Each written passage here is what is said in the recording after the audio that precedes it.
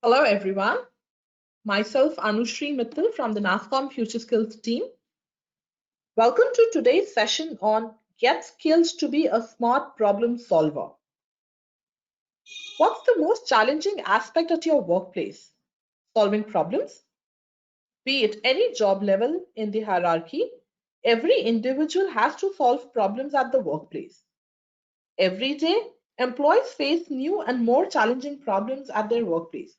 But in order to keep ahead of the curve, one has to develop the problem-solving mindset, understand the problem, find innovative solutions, and implement the change. Professional skills and aptitudes such as problem-solving mindset are valued more by the companies these days than mere technical skills. It is commonly believed in an organizational setup that an individual can be taught the technical skills but not the professional skills. Skills like these are indeed a parameter of personal growth. To level up our skills, today we have Mr. Pramath Raj Sinhav. He is an educator and an institution builder. He is the founder and chairman of Harappa Education, founder and trustee of Ashoka University, and founding dean of Indian School of Business.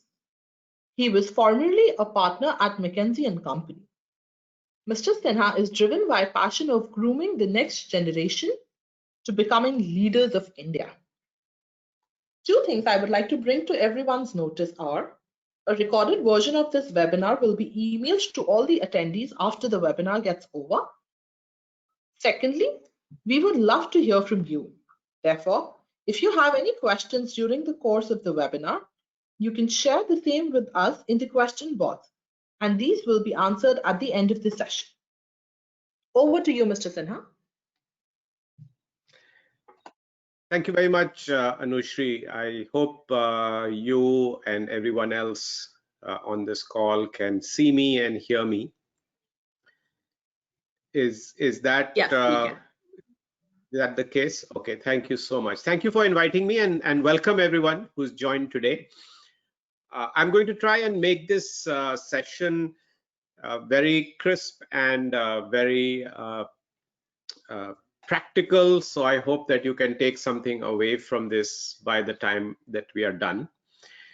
I believe we have an hour, so I'm going to pace this in a way that will be perhaps simple and easy for you to understand, and also for you to take some key takeaways from this session. I do see that there's a question box, so in case there is any, you have questions along the way, just put it there and I'll try and follow that as we go along. What I want to share today is some ideas on how do we solve problems in a systematic manner. We are all problem solvers. As human beings, we have been born with the ability to solve problems. When we were first evolving as humans from animals millions of years ago, what actually distinguished human beings from animals was our ability to actually solve bigger and bigger and bigger problems. And that's the reason the human race has progressed so far. If you look at how we are fighting the pandemic, unfortunately as it is to fight the pandemic, and we have been in the middle of this pandemic for almost 8-9 months now, the truth is that we are also moving very rapidly towards solving for this pandemic by coming up with a vaccine. And you see that very naturally there are multiple efforts to solve this problem. We are constantly trying to solve problems at our workplace. We are constantly trying to solve problems in our personal lives. So problem solving is very much part of our daily routine. Just now, just to get on to this webinar, we were going through a problem solving exercise to see whether I could project or my colleagues could project this PowerPoint screen, since I was not so familiar with projection on the GoToMeeting platform. So we are constantly problem solving, but we are never told how to systematically solve problems, and particularly how to systematically solve problems at the workplace. And that's what I'm going to quickly try and give you some tips on in the next 45 minutes or so. So what are we going to cover today? If we look at the agenda for the meeting today, what we'd like to do is first and foremost talk a little bit about, before solving the problem, how do we make sure that we define what problem we are trying to solve. You see, what happens often with us is that because we are so used to solving problems, that when we are presented with a complex situation, then the first thing we do is we jump into solving the problem without necessarily understanding whether we are solving the right problem or not, whether we have quite understood what the problem really is, and also understanding various other aspects of the problem, which I will explain in a minute. So first and foremost, we will talk about how do you define a problem. And there we will introduce you to what we call the Harappa problem definition framework. How do you do problem definition in a systematic, deliberate manner? From there, I will take you to the next step, and a very important step of the problem solving process, which is how do you break the problem down into smaller sub problems so that it becomes simpler and less complex to solve the overall problem at one go. And I will illustrate this by the use of logic trees and what I like to call is the MECE, the MECE principle that is used to create logic trees.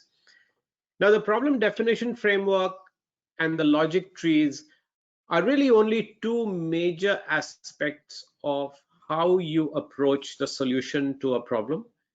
There are other steps as well, but these are, if you will, the 80-20 of the problem solving process. If you get these two things right, you would have solved 80% of the problem, and the rest of it you will be able to kind of resolve relatively easily.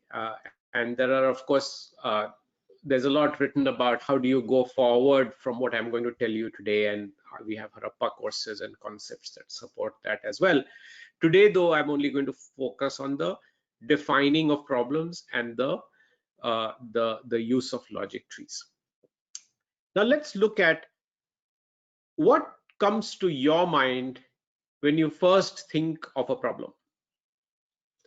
Are we able to see your responses in the Q&A box? Can we try that? Can you is the chat box working better, or the Q&A box? I don't know, but if you can type in your responses, it will be good to hear from you.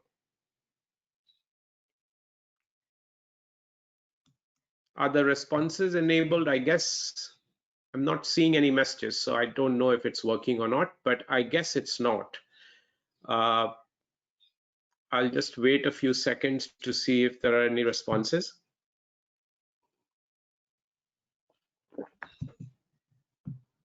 Yes, I can see the responses coming in the question box. Okay. How do I see the questions?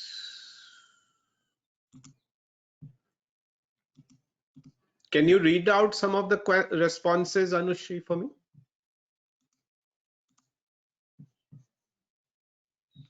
Yes, I can do that. Give me a moment, please.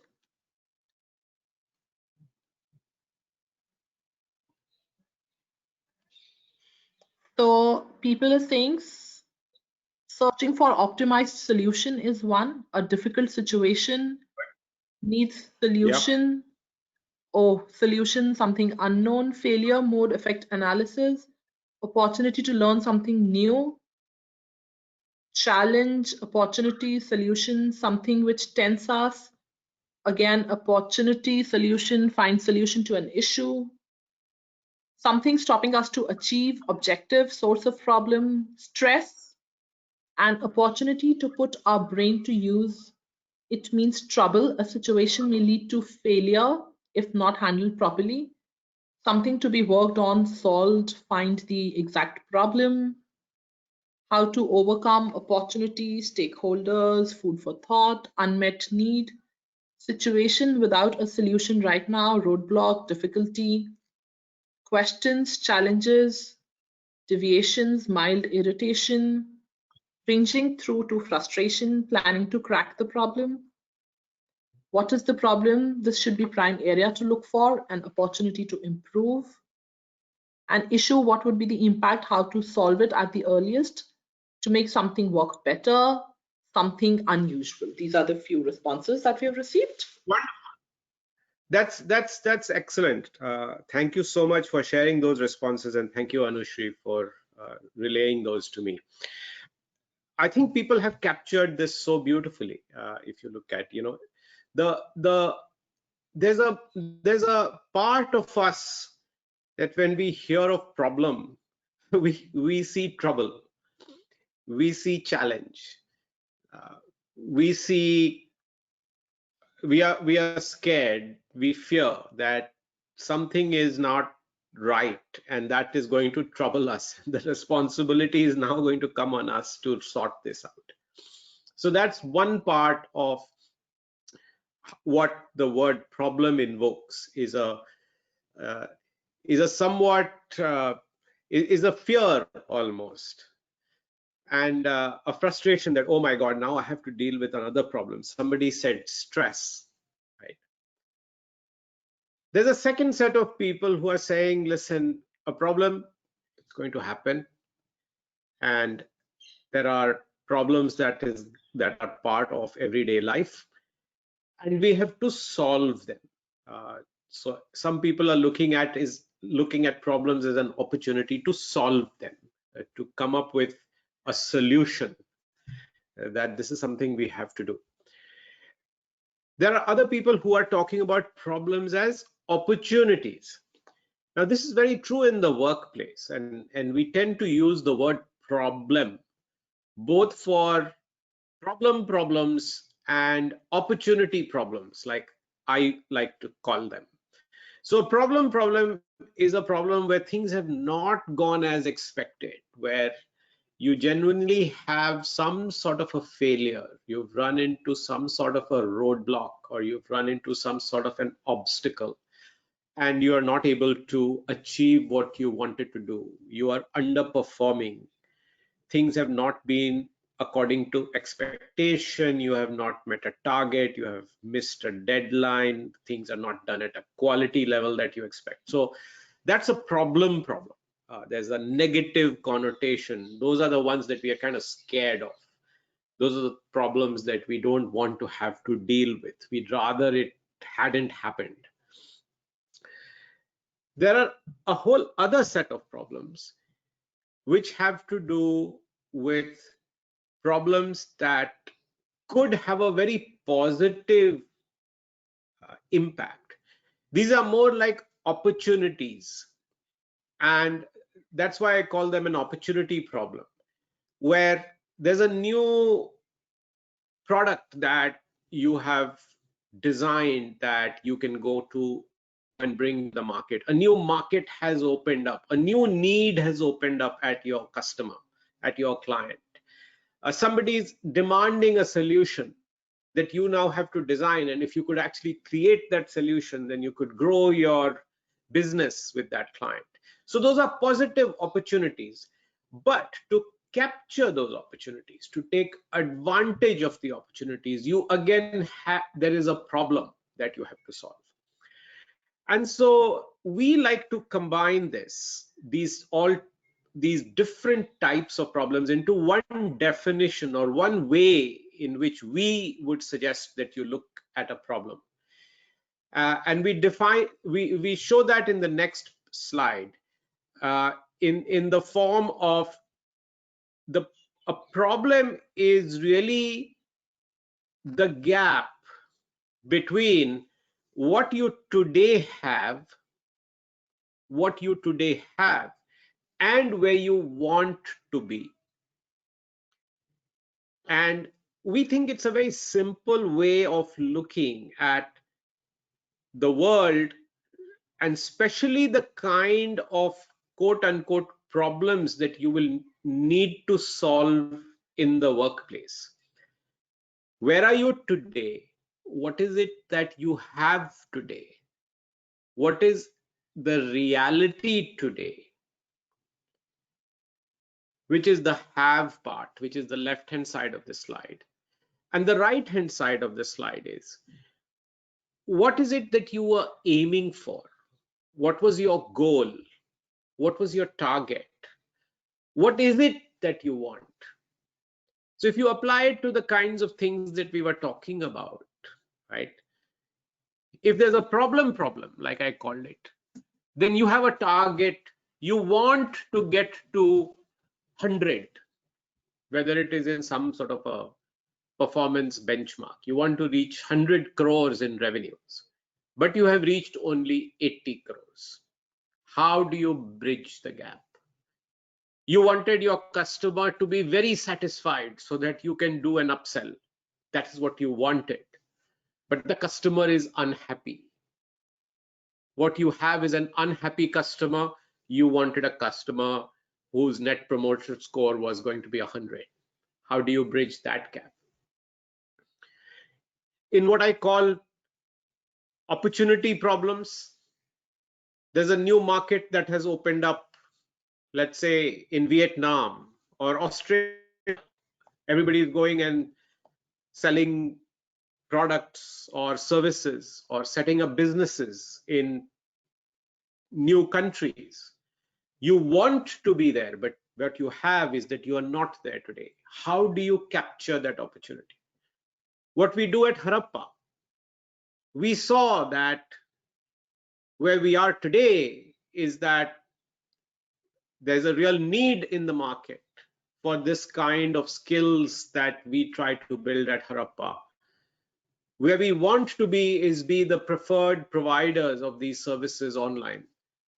But we don't have a working service. So how do you design that, which is what became Harappa. Harappa is trying to bridge the gap in what we have and what we want all to have.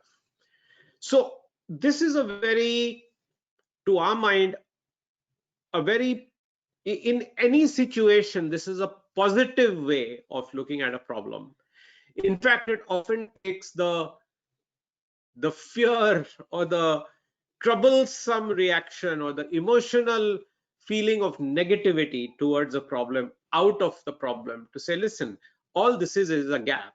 It's a gap between where I am and where I want to be. And if you look at it that way, then you can approach problems in a far more unemotional manner than we tend to sometimes do when we are faced with a problem. So this is the first idea that we want to leave you with, that a problem is a gap between what you have and what you want. This may not apply in all situations, but it certainly applies in the situation where we are dealing with 99% of issues at our workplace.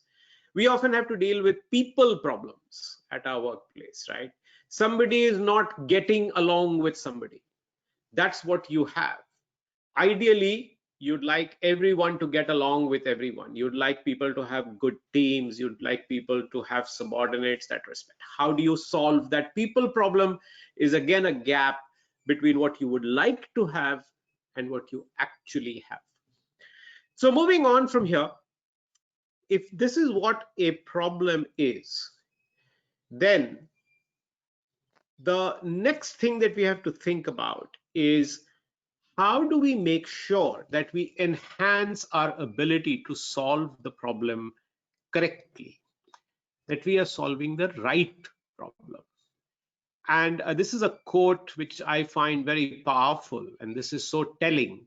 This is a quote from a professor at the Wharton School of Business at the University of Pennsylvania. As many of you will know, it's one of the top 5 business schools in the world. where he said we fail more often because we solve the wrong problem than because we get the wrong solution to the right problem. We often end up jumping into a problem without really understanding what is the real problem. And it is that at the very start of the problem solving process, the first step is to make sure that we have defined the problem right. And what I want to do is show you a framework, a way to define a problem that we think works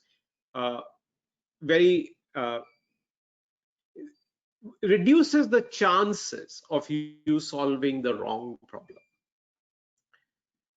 So defining the problem actually has 5 building blocks in it.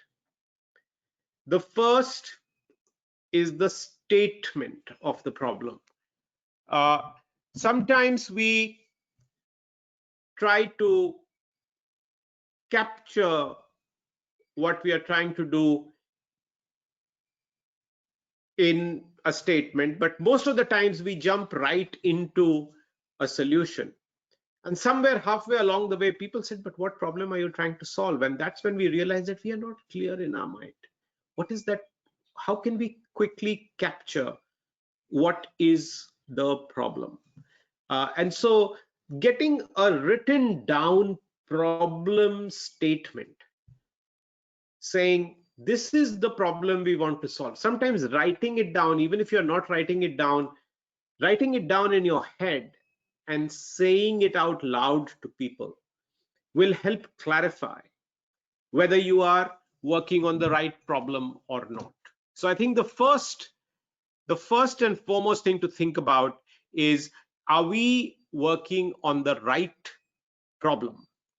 And what is the statement that captures that problem? Now, often what we don't do is we then don't ask the question. In fact, I will take you through the detailed definitions of this later. But there are 4 other aspects to this, which are, who are the stakeholders who are going to be affected by the problem? Who are the decision makers who are going to decide whether I have come up with the right solution or not? That's an important aspect of actually defining a problem. Most of us don't think of that. We are very focused only on the statement of the problem, even in the situations where we do come up with the statement of the problem. What is the scope of the problem? What is included? What is excluded? What are the constraints I am working with? And finally, how will we measure? How will we know that we have successfully solved the problem? Let me spend a few more minutes on each of these parts of the building blocks of a problem definition. First, let's take the problem statement. Like I said earlier, it is the one sentence statement that captures the core issue that has to be addressed. And I'll give you some examples of these as we go along. Next, we talk about stakeholders. Who are the people who are affected by the problem? And who are the people who will decide what will be the solution that will be implemented? Sometimes what happens is that to a problem, you have multiple solutions. You may come up with those solutions, but those solutions may not satisfy the stakeholders. Suppose in a company, you are given a problem to solve. You will do all the hard work, but who will really decide whether your solution will be adopted or not? Is it your boss? Is it your boss's boss? Is it your client? Is it the CEO? Is it the board of directors of the company? Where will that decision be taken? And that's a very important aspect of defining the problem. Who gets to decide on whether a solution is valid or not, good enough or not, and whether it will get implemented or not? in fact determines how you will solve the problem, and you will then be clearer about their expectations from you if you are clear about who the stakeholders are. Third, what is the scope of the problem? Those of you who work in software would know the term scope creep. But every proposal has a scope. What will the team do? What will the team not do? What will be the project include? What will the project not include? Are there boundary conditions? Are you supposed to cover a particular geography? Are you supposed to cover only one aspect of a product? Are there some things that shouldn't be touched? Are you asked to work at one level and not work on another level? Some other person is working on another part of the problem. Sometimes we often discover that we are working on a problem and then somebody else is also working on that problem without our knowledge. How do we clarify who's doing what? Am I supposed to solve the problem? Is somebody else supposed to solve the problem? What is my scope? What is that person's scope? Then the constraints associated with the problem. The biggest constraint often is budgets. How much money do I have available to me? How much time do I have? There's always a time constraint. There's a cost constraint. What are the quality parameters that are expected in the solution that I have to come up with? What might be some barriers and obstacles? Am I going to run into some practices that cannot be changed? Am I going to run into some emotional and attitudinal issues? Are there some values and practices that the company or the people may not be willing to change if I'm going to come up with a solution that challenges those ideas? So thinking through right up front about what are the implementation challenges to possible solutions is also an aspect of defining the problem. And finally, how will we ever know that the problem has been successfully solved? How will we measure that we've solved the problem and that it is being approved and it will win the approval of the different stakeholders and decision makers? Now, let me illustrate these 5 aspects of a problem definition by taking a case study. This case study, since I'm very involved in education, this case study is from a university, but I'm sure all of you are aware of what's happening today in this COVID era, as it is happening with this program where I'm having to teach this to you online. And many of you have children, I'm sure, who are going in schools, and the same problem happening in school as well, that you have to quickly pivot to online learning. And by the way, this has been now going on for almost 9 months, and it seems that it's going to continue for another few months. Who would have thought in early March that all education would become online across the world? And this has been a massive shift. Education has been affected by COVID in ways that many other industries have not been affected. A lot of people are unhappy about this and are complaining. And this was, of course, now maybe the complaints are more patchy and some people are genuinely unhappy, some people are managing, and some people are happy. There's a range. But at least in this case study, you are running a university and people are unhappy that things are not going well. Vice chancellor or the director calls you and says, okay, come, please help me solve this problem, right? So what do? Typically, you set about and you start figuring out what to do. You talk to lots of people and a host of issues emerge. As you can see, there are issues with the technology. Some people are saying that technology doesn't work. Some people are saying that the technology is not appropriate. Some people are saying others have better technology. Some people are saying the technology is not reliable. There are complaints about the delivery experience. They are saying that, oh, this is much worse than being in a classroom and the experience is not great and it can be made better. People are worried about grades. How can you be graded during these through online courses? Are these grades accurate? If they are good students, they are worried that their grades will suffer. If they are students who haven't had good grades, they are worried that their grades will get worse. How do you take care of labs, which are always very physical? Because of lockdown, there is all kinds of restrictions. People are stuck at home. Students are developing lots of anxiety. There are student mental health issues because of online learning. Faculty are complaining about bandwidth at their homes, because of which they are not able to deliver lectures properly. Uh, Students are not prepared. They say that, listen, we've never learned online. I don't know how to do this. Sitting in front of a computer screen all day is driving me nuts. How do you do group work online? There are lots of clashes that are taking place in terms of scheduling, because faculty are rescheduling classes. They are not following the regime that they were following when they were on campus of, there's a room assigned to you. Now they just change the calls on Zoom or Google Meet at their own whims, and there are these scheduling clashes. Student engagement is not clear. People switch off their videos. It's not clear whether they are attending, sleeping, paying attention or not. How do you make exams credible? Are exams important or not anymore? Can they be trusted? Then there is the home environment. Everybody is in a cramped place. Parents are also working. Siblings are also working. When faculty are teaching from home, they need quiet place. So there, you suddenly try to solve a problem and you say, my God, there are all these problems. Now we think that we are clear about, oh, we have to solve for the technology problem, or we have to solve for online learning. But what are you really solving for?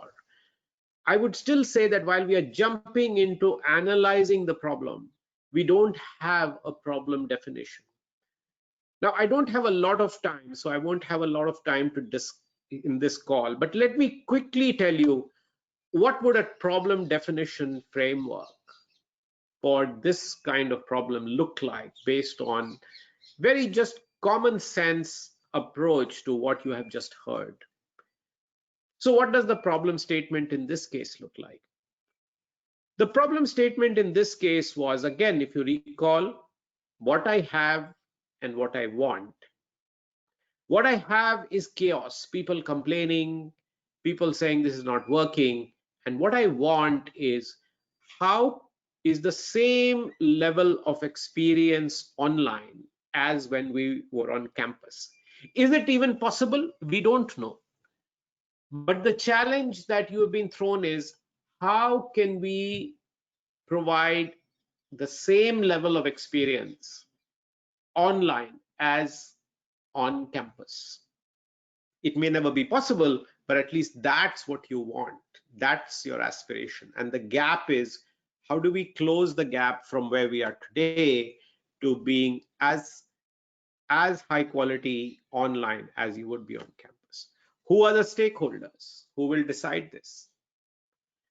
Clearly, students are very important. Students have to say this is working. But by the way, faculty also have to say this is working, because they are also suffering a lot in being able, their experience is also important, because they are an important stakeholder. They have to also feel that the platform they are using, the training they are getting, the support they are getting to provide this online experience is as strong as it would be if they were on campus.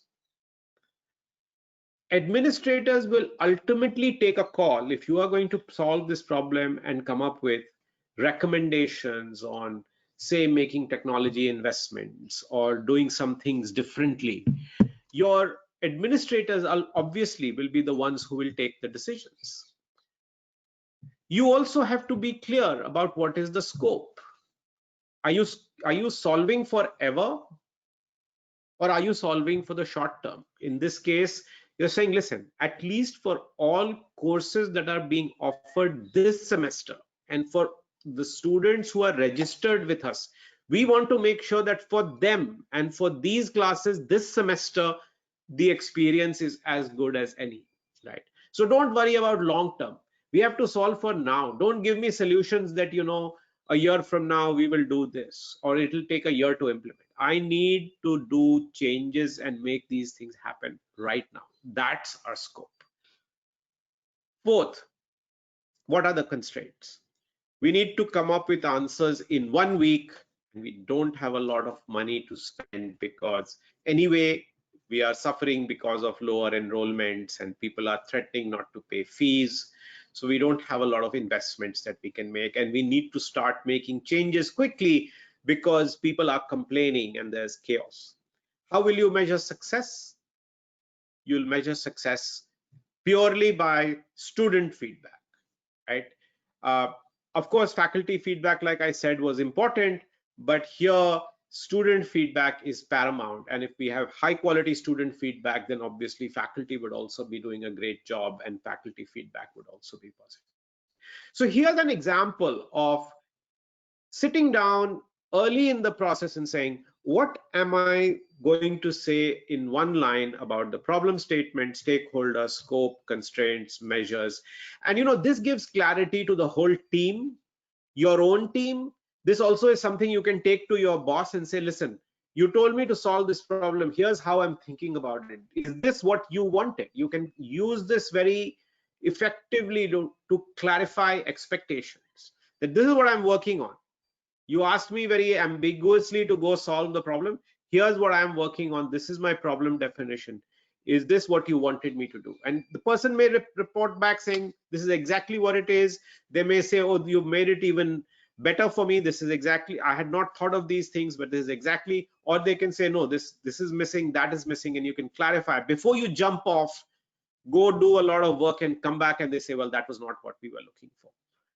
It also helps with your team. It also helps communicate to people that this is what we are working on. This is exactly, and you can literally write this down and show it and distribute it to everybody so that everybody is clear. As new people join, they are clear what are we all working towards. Now comes to the next phase. Once you've got the problem statement, stakeholder scope, what would you then tend to do? If we can jump ahead to the logic tree slide, Ragini.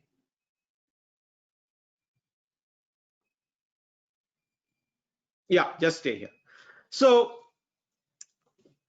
the next thing you want to do is you want to take the big problem of, in this case, for example, making the online experience as good as the campus experience. The best way to solve problems which have many moving parts, and this is a very important aspect of what I want to leave you with, is to break this down into a logical, what is called a tree.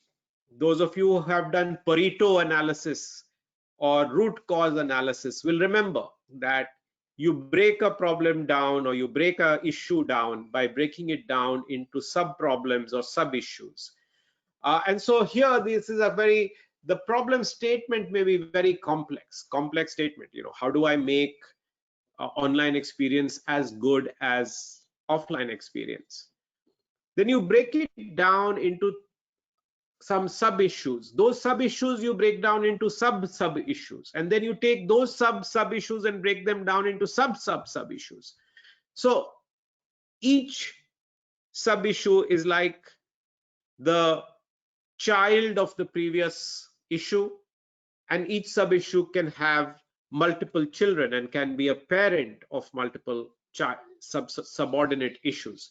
So that's how you break down a problem into logical sub problems and sub issues. Now there's a very important rule that makes this creation of the logic tree more efficient, and that is this idea of making sure that at each level of this logic tree that you're breaking issues down using a concept called mutually exclusive, collectively exhaustive.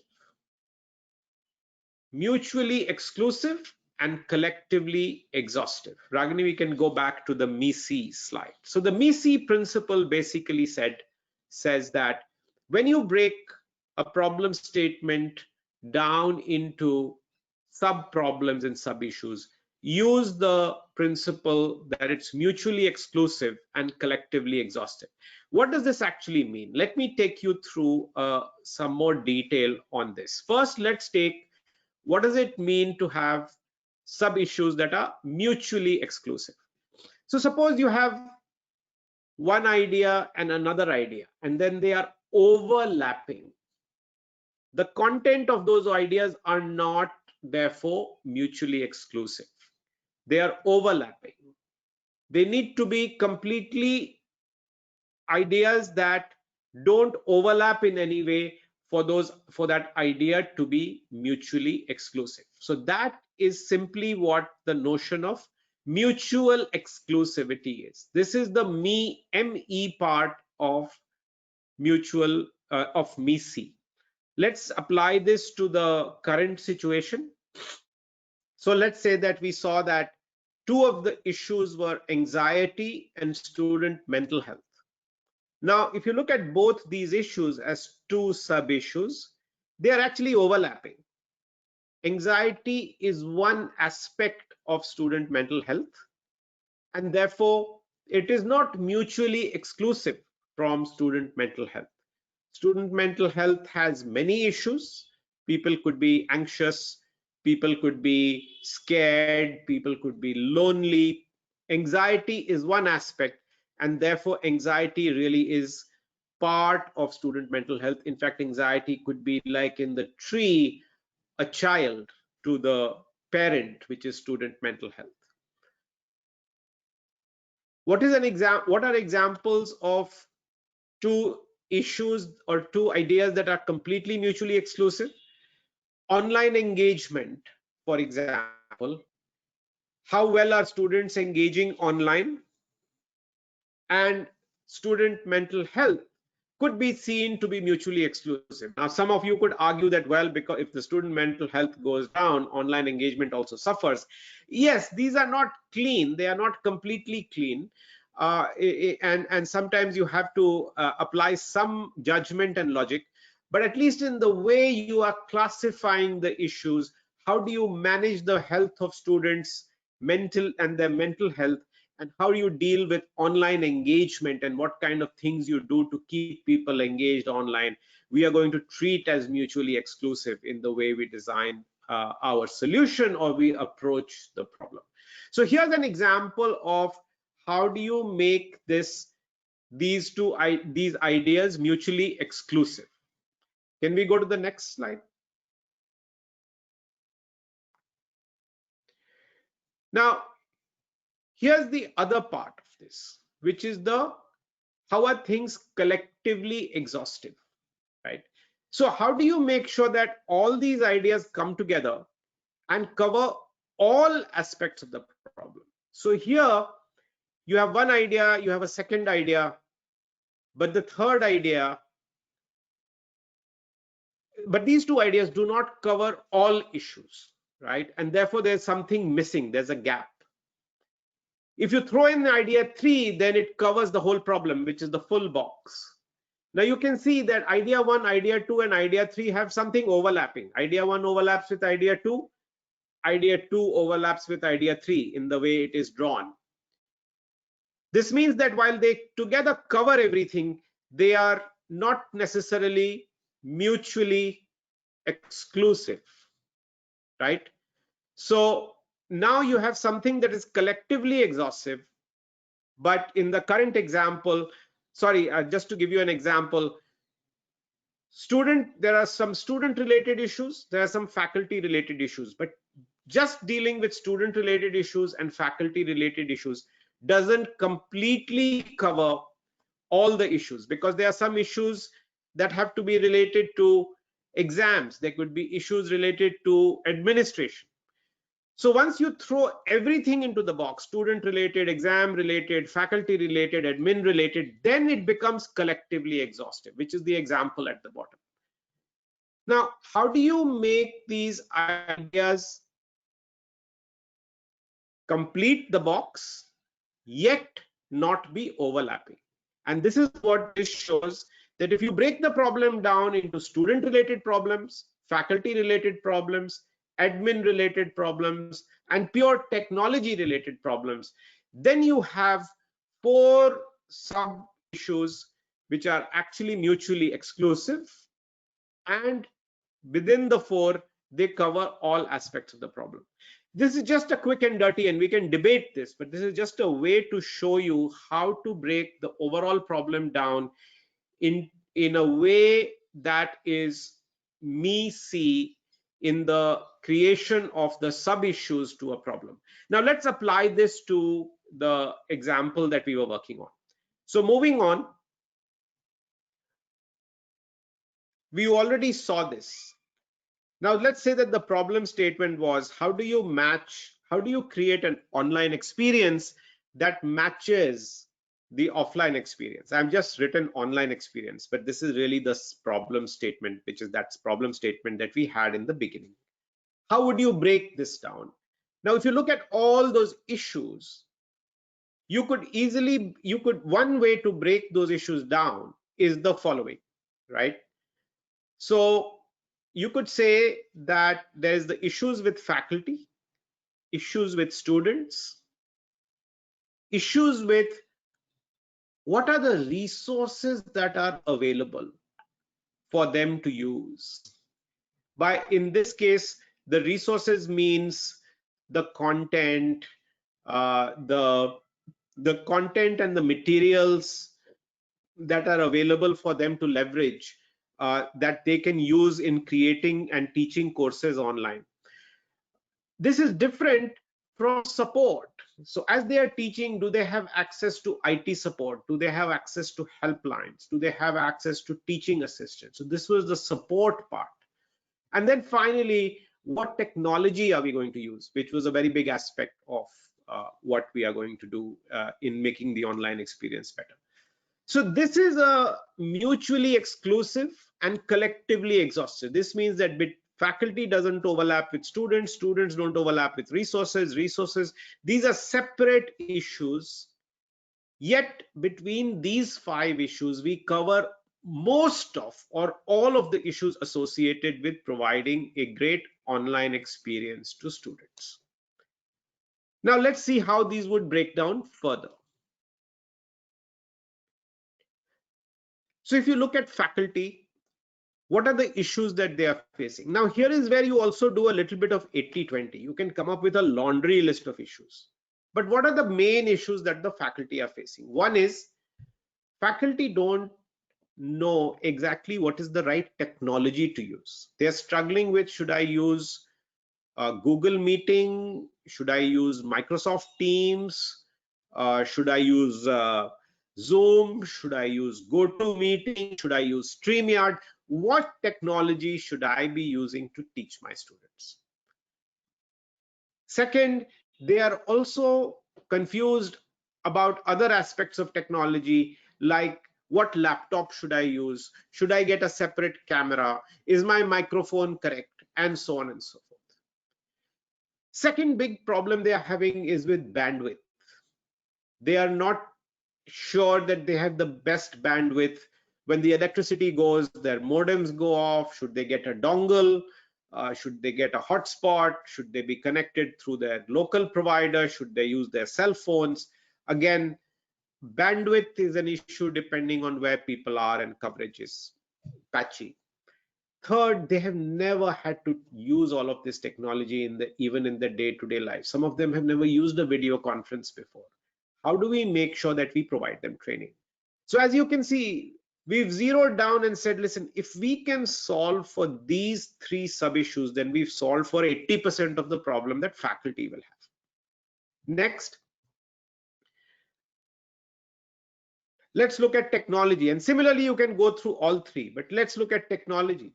The problem in technology is, how do you first teach the courses itself? What is the best technology to use, LMS or video remote learning system to use for teaching the full course? But more importantly, what is the best technology to use for examinations? what is the best technology for you or system to use for group work and labs, right? So you see, these technology issues are very different from the technology issues that were technology issues for the faculty, right? And in that sense, these are mutually exclusive. So now if you move on, you can see that similarly you can create this for students, for resources, and for support.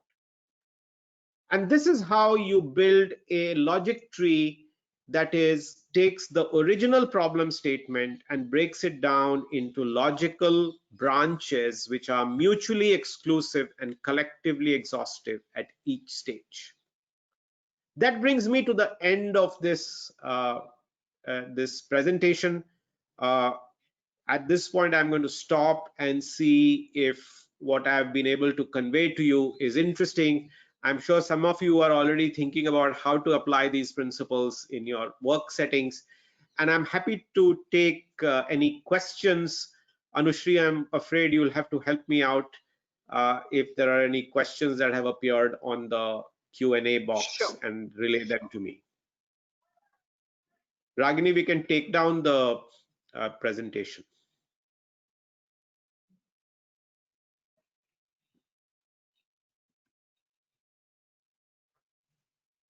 I don't see any questions as yet. Audience, if you have any questions, please share them in the question box with us.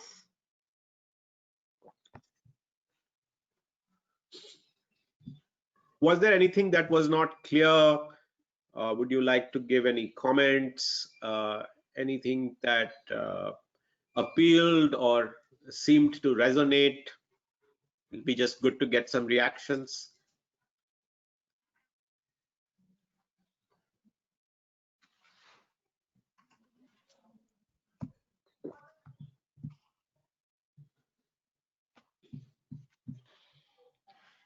At Harappa, we have a whole set of courses on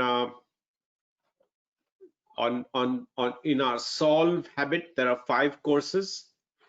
There's a course on defining problems that captures some of the ideas that I talked about initially, which had to do with the problem definition framework. The ideas around the logic tree and the Mesi principle is captured in the structuring problems course. There's a course on synthesizing solutions. Once you've broken the problem down, as you solve different parts of the sub-issues, how do you from there synthesize to the final answer? So that's the synthesizing solutions course. There's a 4th course on making decisions. So once you've come up with the answer, sometimes there can be multiple options in your answers. How do you decide which option to choose? And that's a very big part of what role we have to play as an executive and as a professional. And finally, problem solving is not only analytical. Problem solving is also executing something and implementing something on the ground. So we have a 5th course which is around executing the solution that you come up with. I will only one last point that I forgot to mention is that when you break things down into these sub-issues, what this also allows you to then assign different pieces of this to different people on your teams. Again, given that some of the companies and some of the people here on this call would be members of NASSCOM companies, and NASSCOM companies are involved in software, I guess you would use similar methods to break down a complex software project into smaller problems, right? So I used to be a software engineer a long time ago, and you take the overall project and you break it down into if you're going to write a massive program, you break the program down into subroutines, and then different people get assigned to write certain subroutines. This kind of logical tree of breaking down the problem is great for assigning tasks to your team members and making sure that there are no overlaps in the tasks that they are working on, while at the same time all of these tasks add up to the full problem that has to be solved and there are no gaps.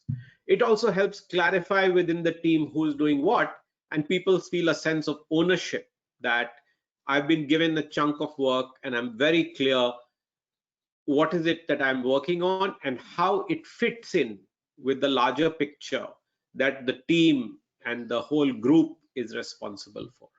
So that's another powerful aspect of the logic tree that actually helps in work planning and teamwork and group work, which we inevitably have to do when solving a complex problem. Anushri, we are exactly at 5 o'clock. I think this was a 60-minute session, right? So if Yes. there are no questions, then I'd like to thank the audience for joining us this evening. And I hope that you found it very helpful.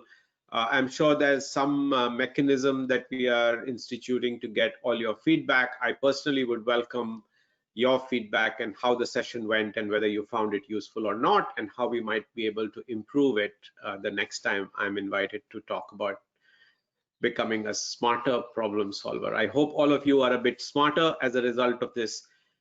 And I certainly request you to be smart about keeping safe during these times, because times are still tough out there. So look after yourself and your loved ones. Thank you very much. Thank you, Mr. Sinha. That was a very amazing and an insightful session. Thank you, audience. For more information about courses on emerging technologies like AI, BDA, RPA, etc., please visit FutureSkillsPrime.in. It is a free-to-access skilling platform for the citizens of India jointly built by MIT and NASA. Thank you, everyone. Thank you. Again, there is a link on the chat for you to fill out a Google form and give us feedback. So please do make sure that you do that. Thanks a lot.